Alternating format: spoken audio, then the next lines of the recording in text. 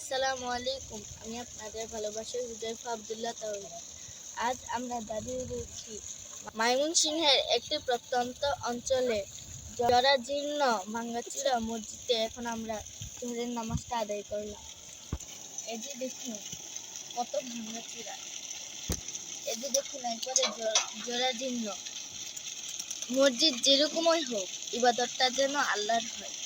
ইসলামের সোনালী যুগে আমাদের প্রিয় নবীজি, খোলাফায়ে রাশিদিন, সাহাবীরা এরকম জরাজীর্ণ মসজিদে ইবাদত করতেন।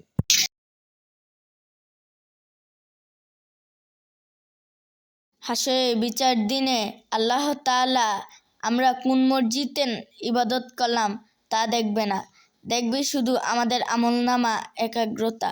এর চেয়েও জরাজীর্ণ খেজুর পাতার মসজিদে ইবাদত করতেন আমাদের প্রিয় নবীজি, খোলাফায়ে রাশিদিন, প্রিয় নবীজির সাহাবীগণ।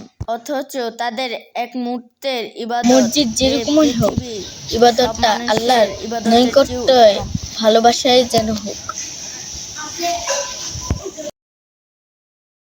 আসসালামু আলাইকুম। ওয়ালাইকুম সালাম ওয়া রাহমাতুল্লাহি ওয়া বারাকাতুহু। আমি কথা বলবো স্থানীয় আঙ্কেলের সাথে। আলহামদুলিল্লাহ, আপনারা ভালো আছেন?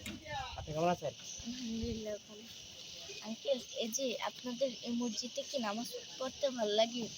আল্লাহর ঘর, ছোট হোক বড় হোক, হ্যাঁ, তো ভালো লাগবে যেতে নামাজ পড়ে। একটা ভবন। এই মসজিদটা কত বছর আগে? 5 বছর চলতেছে বর্তমান রানিং। মসজিদটা যেরকমই হোক, ভাঙাচোরা হোক, ছোট হোক বড় হোক, কিন্তু ইবাদতটা আল্লাহর নৈকট ভালোবাসায় যেন ইবাদতটা হোক। আলহামদুলিল্লাহ।